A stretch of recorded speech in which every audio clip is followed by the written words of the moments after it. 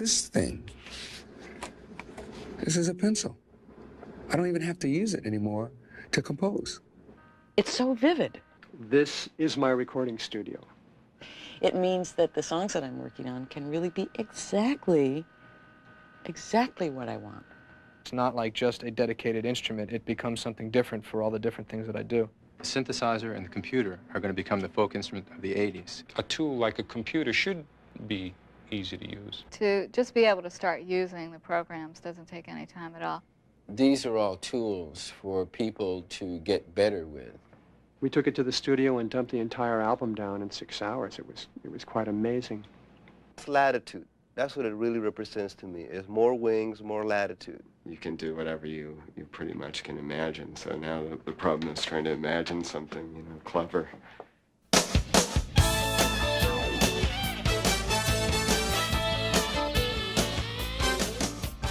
It seems like every time you pick up a magazine, go to a music store, or play in a recording studio, there's a new piece of equipment to help you get just the right sound.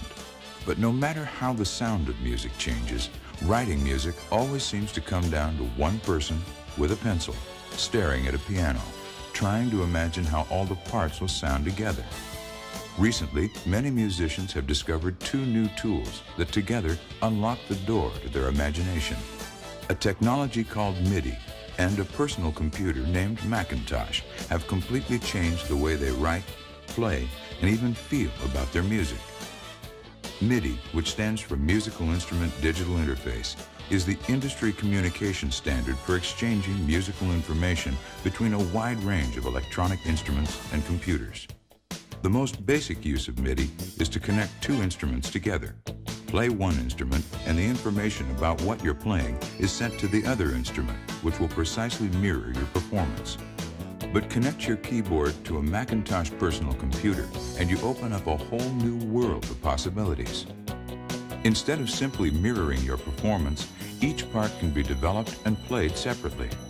The computer saves the MIDI data using a software program called a sequencer, so you can also play a drum machine, and then a sampler, and of course, another keyboard.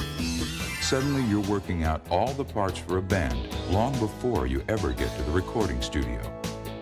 You're also about to discover that there's an incredibly wide range of music software available for the Macintosh, like notation programs to print the music after it's written, librarians to organize and customize the sounds for almost any synthesizer, and sound design programs to let you modify sampled sounds. There are programs to set up cues for movie, television, and commercial scores, automate your mixes, even help you learn a new instrument. And because the Macintosh is, well, a Macintosh, it's also very easy to use, which makes it an extremely popular business computer, with powerful business programs to help you promote yourself and your music, all of which makes Macintosh the business computer for people whose business is music.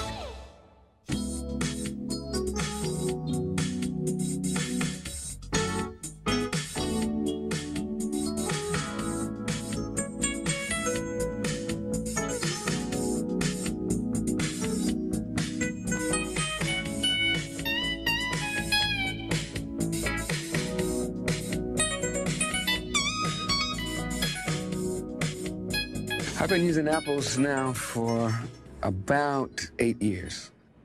The first Apple computer was used partly for music. What happened was the guy that was doing my technical work at that time, his name is Brian Bell, he started off with computers the day we bought the Apple II Plus. We started one step at a time, making little interfaces for drum machines to run in time with sequencers. And everybody said, no one will ever want a drum machine to play with a sequencer. That's absurd. So many of the things which were impossible have become possible. And so many of those things which have become possible have opened doors to so many other possibilities that now I have a whole arsenal of possibilities that I never even thought of before.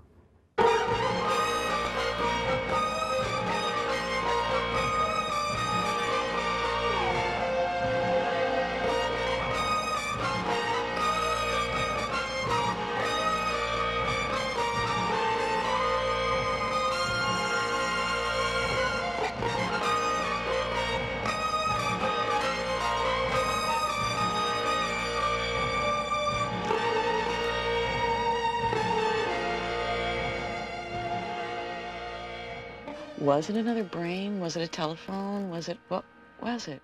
And if I don't really understand the Mac well enough, what if I lose all of this stuff? I'm typing this stuff in. This is my mind going into this thing. And I can't, if I lose this little disc, it's like losing all of your notes for class from the entire year, and you're kind of, oh no. So I had a real phobia about that at first. So I would print everything, or else I would have yellow pads and I'd secretly be writing it down as I was putting it into the Mac and thinking, I never do that anymore. I know how to get it. It didn't take me very long to get that kind of confidence in it. It will seem like your brain is being reflected, but that's a wonderful experience, because it's such a direct thing. It's so flexible and there's so many layers, and you can get to them very easily. These are your tools. Your tools will teach you things, They'll teach you things you don't even know you want to learn, And they will. It's just like when you're sitting there playing the clarinet, or me practicing the violin, you practice with it, you listen to it, you change it. It is your instrument, period.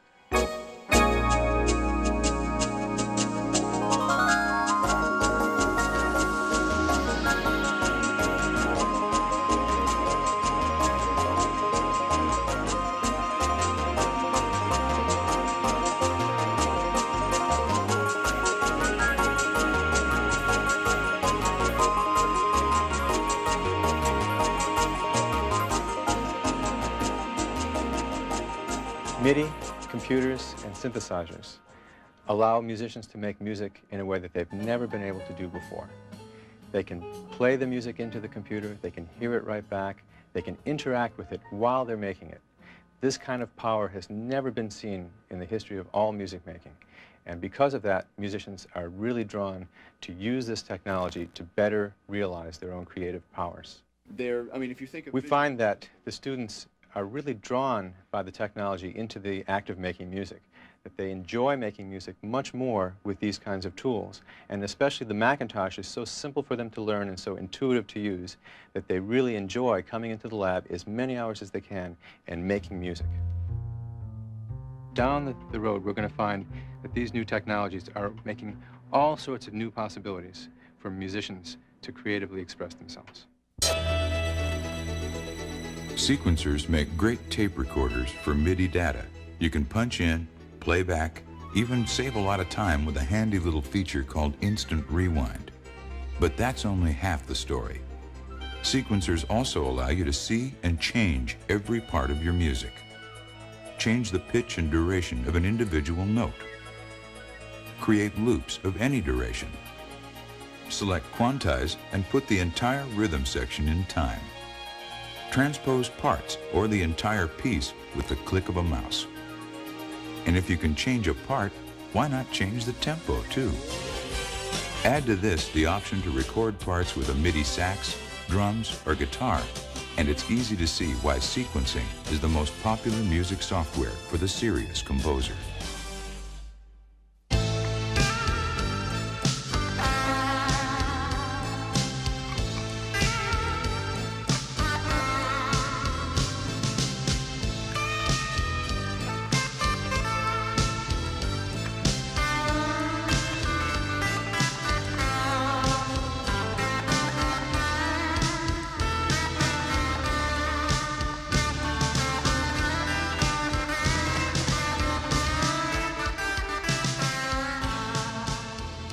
I'm going to load a sequence into the computer and build up from nothing to like a whole band playing at once. Okay, and this involves three things. It involves my MIDI guitar converter, the computer, which is recording the guitar converter, and the synthesizer, which is receiving the MIDI data from the computer and playing the instruments, all the instruments on one synthesizer. And I have it set up so different parts of the string, like this part of the string is sending to the first MIDI channel. And then this part of the string is assigned to channel 2, which I have a little bit of bass. And then in here goes to channel 3, which is some piano notes. You set up a drum beat that you like, you find a bass part, and you repeat that until you think of a good melody. Little strings.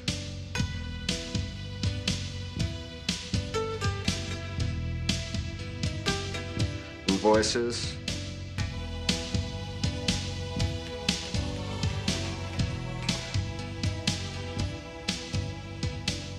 You can be playing your regular guitar through your funky old amp and everything, and have digitally sampled voices, you know, singing behind you, you know, when you're doing it. So it opens up a whole broad range of possibilities.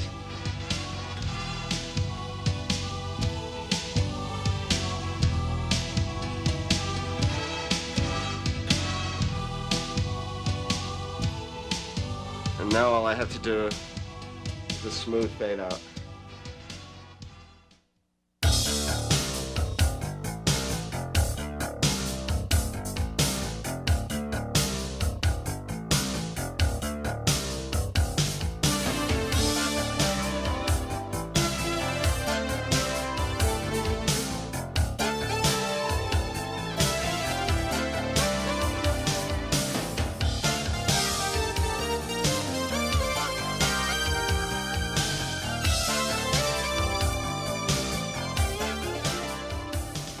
The thing I find most exciting about technology and the way it's changing is that everything is becoming more user-friendly.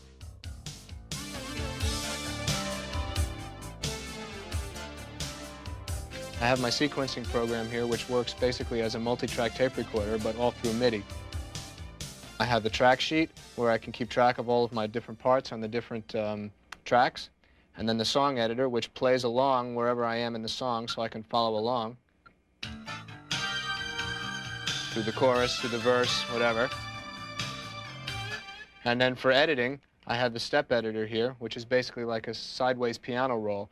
The longer bars represent longer notes, and here's the keyboard showing where you are in place. I can edit any individual note simply by clicking on it, and then it shows me exactly what's happening with that note. It makes it very easy to edit and change things to exactly the way I want them to be. When I first got the Mac, I was on tour with Cyndi Lauper at the time, and most of the time when you're on tour, you become a vegetable in between shows. You actually only play about 2 hours a night, maybe. So I bought the Mac and started getting into it, and every night I would set it up in my hotel room, and I got to be quite proficient at it while everyone else was turning into potatoes.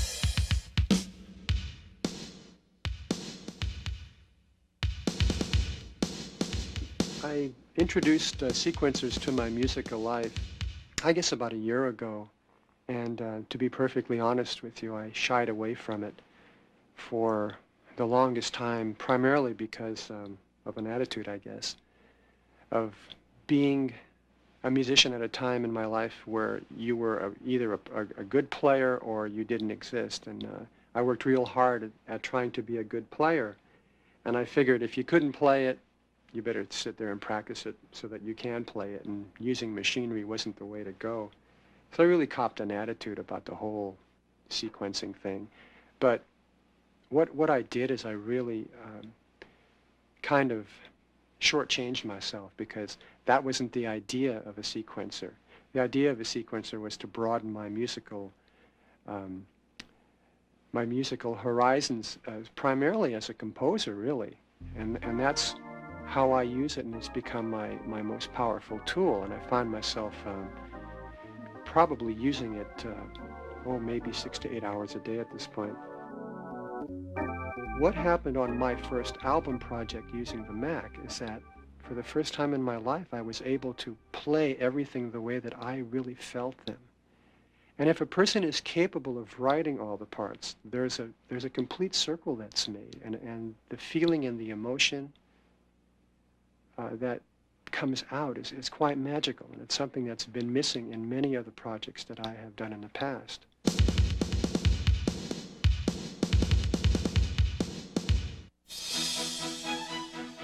Ask a writer, and he'll tell you that word processing has transformed the way he writes.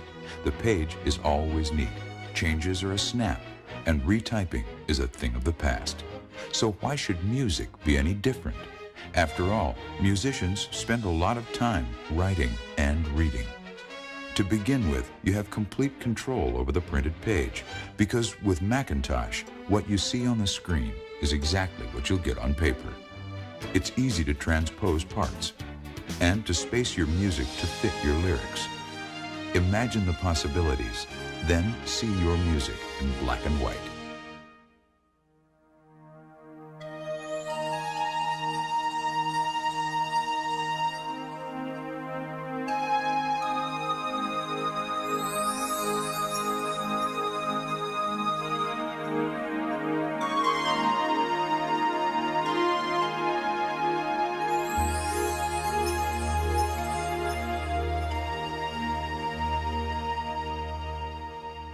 In October of '86, I realized there were a lot of kids who knew about computers, and I didn't know a thing about them.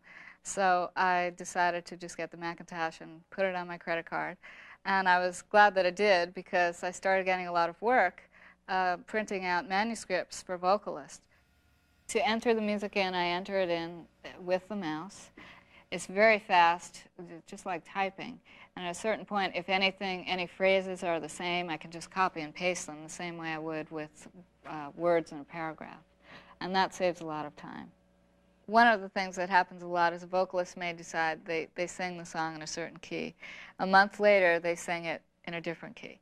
And it's very easy to just go back into the computer and transpose the whole thing and just print out a new lead sheet. If it had been done by hand, then I'd have to start all over again, charge them all over again, and would take a few more hours.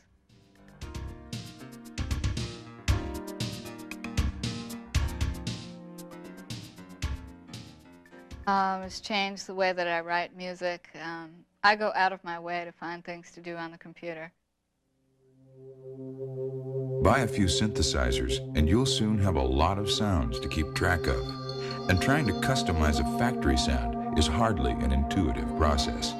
A sound librarian editor can usually solve your problems. Thousands of sounds for almost any synthesizer can be organized and recalled. Save all your sounds on a hard disk or a floppy, and you have a complete filing system at a fraction of the cost of other storage devices.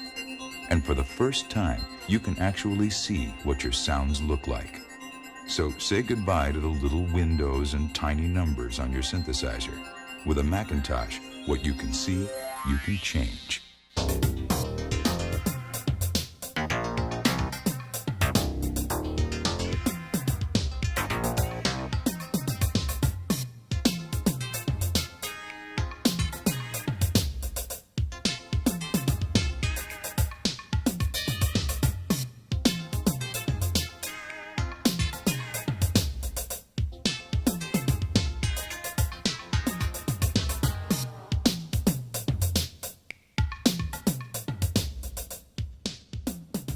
Disorder comes very quickly when there's a lot of sounds around, and so the Mac is an incredible tool for ordering the environment that we have here. For instance, this is the disc that I have all my present album stuff on. I'm going to show you how I organize the libraries.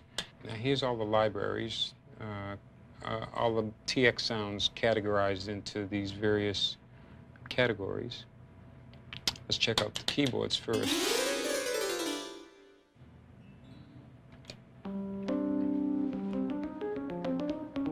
You see, so it's simple. You just click on them, it sends the sound across, and you can listen.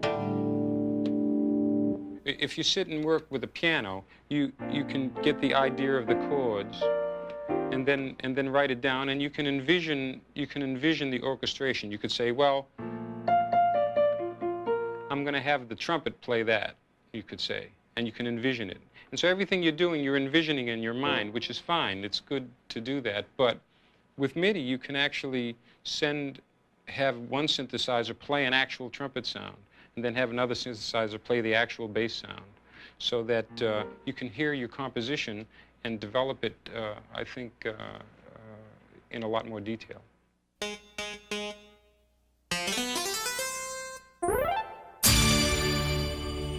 Samplers allow musicians to capture acoustic sounds from the world around them and then modify them for playback. Not surprisingly, these sounds are called samples.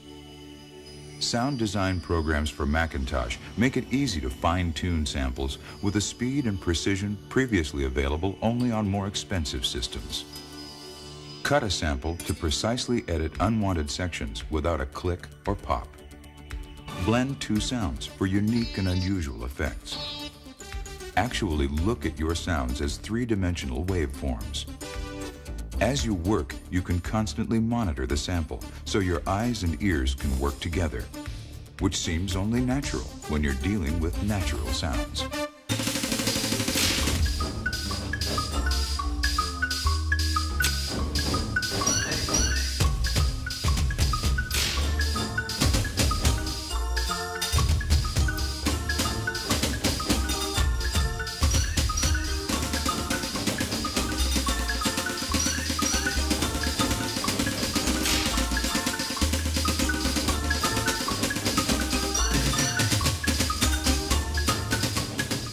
I guess drummers are kind of moving into uncharted territory because everyone else, it's been mostly keyboard players and guitar players who have been at the forefront or are most usually thought of as using these devices and being able to use Midi. With sampling, you actually have a violin. And you can play the note, and it's a violin, and you don't have to work at it. You can just immediately go to the music. I can just punch up the violin, and there it is, and I can start thinking of a melody. But if I had to spend all day trying to get something to sound like a violin, I'd lose the inspiration to, that I'd want it for.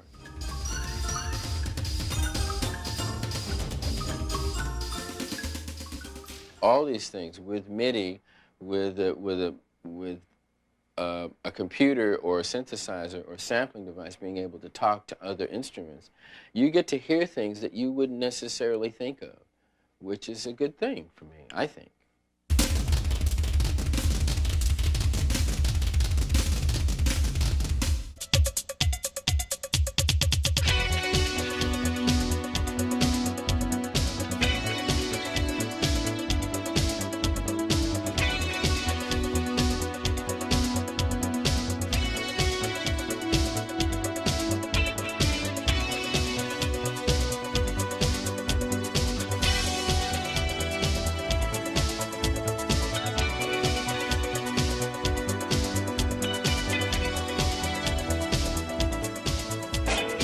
Sound design basically is the process of creating sounds that have never been heard before or sounds that are basically of an unusual nature.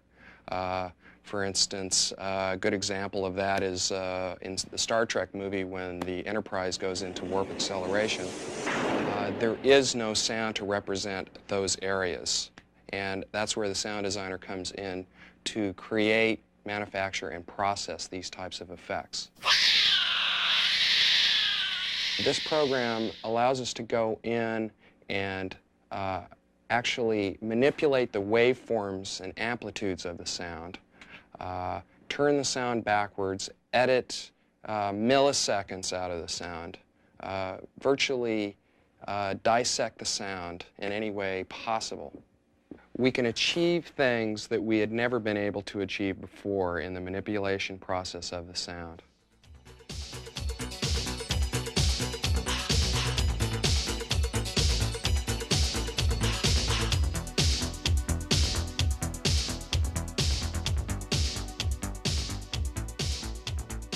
When you're generating soundtracks and sound effects for films, many functions can be controlled by the Macintosh. For instance, the mixing console is running at the same time that the sequencer's running, and we're running our cue program at the same time. So as we were watching the film, the Macintoshes are running on a timecode source, and they are precisely triggering all these different functions that correspond with the film cues.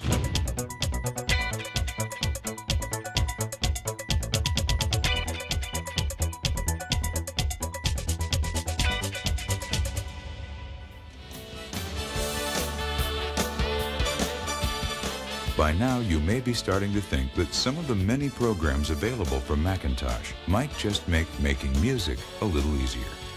You've probably admired the sharp, clear graphics. Perhaps you've even noticed that all the programs seem to work the same way, which means that when you learn your first program, you've gone a long way towards learning them all. No matter what part of the business you're in, Macintosh can help you promote yourself and your music with graphics programs to help you look as good as you sound, and others to organize your day, keep track of your equipment, and mind your money. In short, Macintosh can really help you clean up the rest of your act.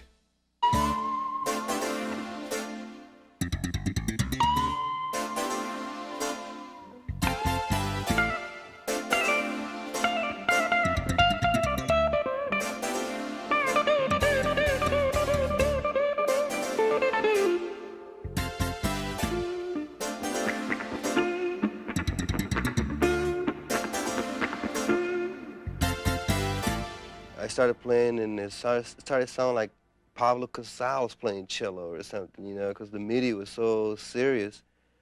And it's the first time that I actually got into, you know, stimulated and inspired to get it, to know more about Midi and to piano and to flutes, because it immediately makes your fingers go to a different place that you've ever gone before. You know, if you start thinking like a flute player or like a cello player, it's different position than where your fingers usually, the route is different than we usually take to go home, you know.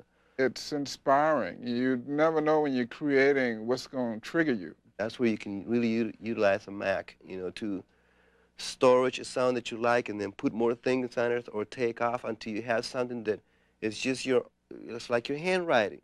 You know, it's just, that's the most beautiful gift that God gave us, is individuality.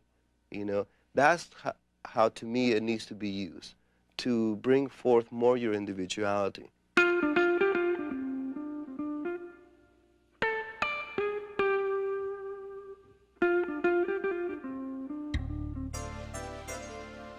The computers and sequences and stuff have been instrumental, I think, in helping us to accomplish a few songs.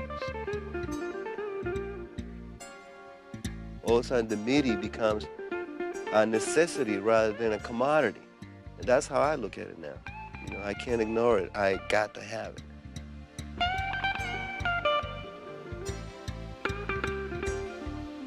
The way it helps us, it's like carrying a symphony with you in your pocket. That's great, man, because when you hear it sound like that for 4 people, you say, wow.